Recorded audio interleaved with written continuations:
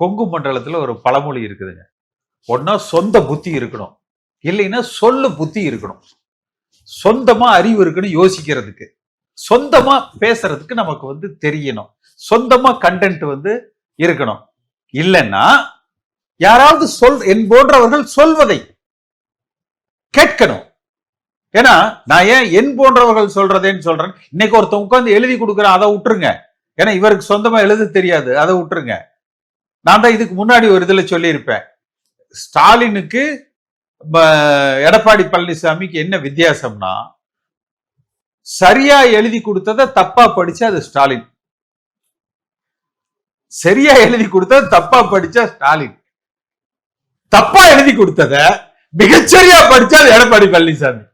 இது நான் ரொம்ப நாளைக்கு முன்னாடியே ஒரு தொலைக்காட்சியில நான் இது சொன்னது. இது அப்ப நான் 2018 என்ன எது கட்சி விட்டு நீக்கினாங்க?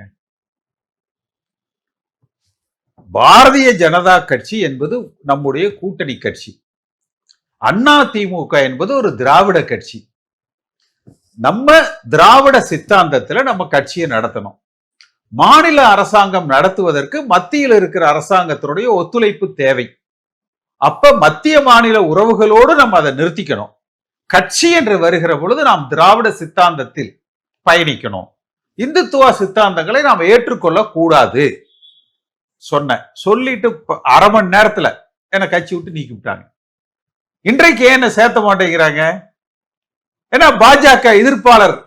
என்னுடைய நிலைப்பாட்டில் நான் என்றைக்கு மாறினதில்லை. திமுகவையும் நாம் எதிர்க்க வேண்டும், பாஜகவையும் நாம் எதிர்க்க வேண்டும். அதிமுகவினுடைய வாக்கு வங்கியை நம்ம வலிமைப்படுத்தணும். எம்ஜிஆர் வழியில், ஜெயலலிதா அம்மா வழியில் இந்த இயக்கம் வழிநடத்தப்பட வேண்டும் ஒரு திராவிட கட்சியாக. இதை எடப்பாடி பழனிசாமி செய்ய தவறுவதன் காரணமாக இருக்கிற வாக்குகளும்